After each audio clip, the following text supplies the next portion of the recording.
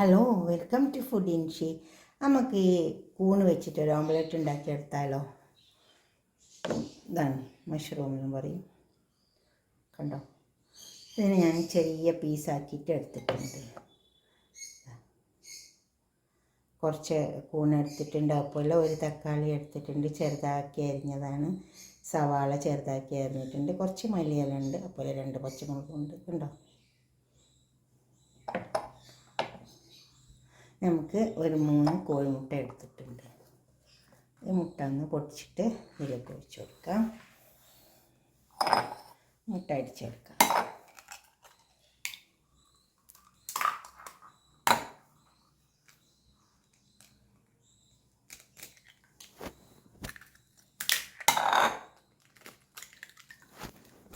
മുട്ട എടുത്തിട്ടുണ്ട്, അതുപോലെ കുറച്ച് പാലും എടുത്തിട്ടുണ്ട്.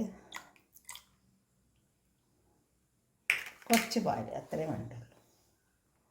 കുറച്ച് ഉപ്പിട്ടിട്ട് ഇതൊന്ന് നന്നായി അടിച്ചെടുക്കാം.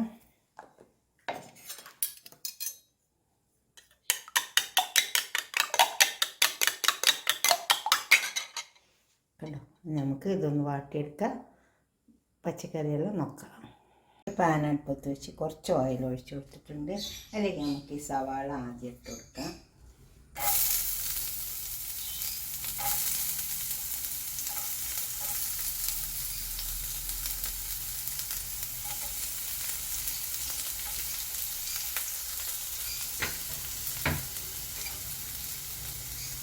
സവാള ഒന്ന് ചെറുതായി മുറിച്ചെടുക്കാം.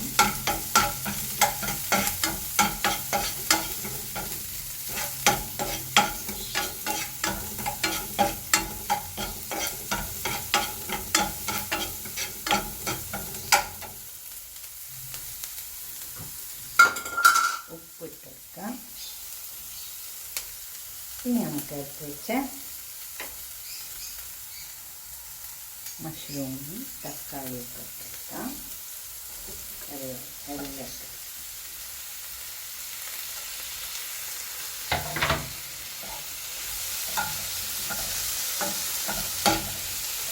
ഇതെല്ലാം ചെറുതായി വെന്ത് വന്നിട്ട്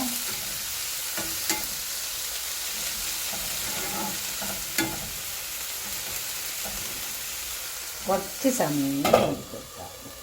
അപ്പോൾ ഇതൊക്കെ ആയി വന്നിട്ടുണ്ട്. അല്ലെങ്കിൽ നമുക്ക് കുറച്ച് കുരുമുളക് ഇട്ട് കൊടുക്കാം.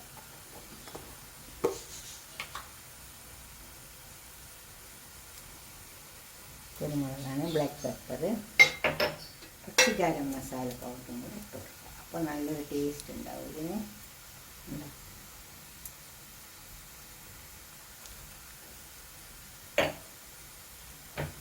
ചെറുതായി നോക്കാം.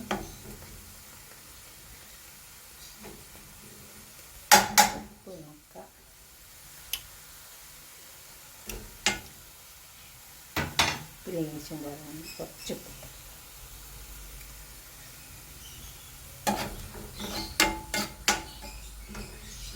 ഇത് നമുക്കൊന്നുകൂടെ ഇങ്ങനെ സ്പ്രെഡ് ചെയ്തിട്ട് വെക്കാം.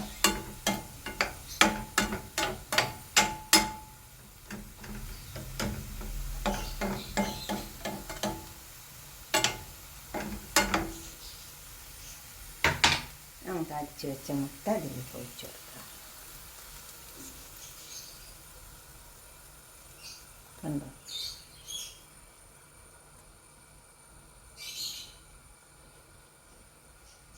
ഇത്രയും വേണമല്ലോ. അതിനിത് വരട്ടെ. കുറച്ച് സമയമൊന്ന് മൂടി വെക്കാം.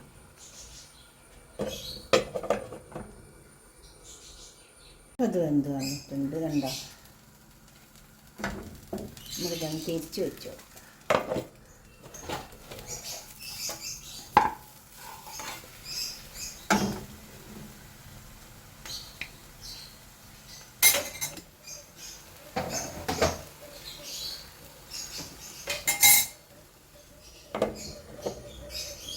ഇത് പാത്രത്തിലേക്ക് സെർവ് ചെയ്യാം. തിരിച്ച് വെച്ച് കൊടുക്കണമെന്നൊന്നുമില്ല. മൂടി വെച്ചാൽ പിന്നെ തിരിച്ച് വെക്കേണ്ട ഒരാവശ്യമില്ല കേട്ടോ. നമുക്കിതൊരു പാത്രത്തിലേക്ക് സെർവ് ചെയ്യാം. കണ്ടോ?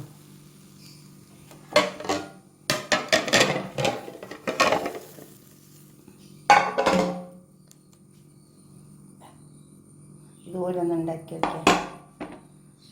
കൂണൊക്കെ എപ്പോഴും കിട്ടില്ല, നമുക്ക് കൂണ് നല്ലൊരു സാധനം കൂടിയിട്ടാണ്. അതിൽ നല്ല വെള്ളമൊക്കെ ഉണ്ടാവും. ഇതൊന്ന് ഉണ്ടാക്കി നോക്കണേ. എന്നിട്ട് നിങ്ങളുടെ അഭിപ്രായങ്ങളും നിർദ്ദേശങ്ങളൊക്കെ കമൻറ്റ് ബോക്സിൽ അറിയിക്കുക.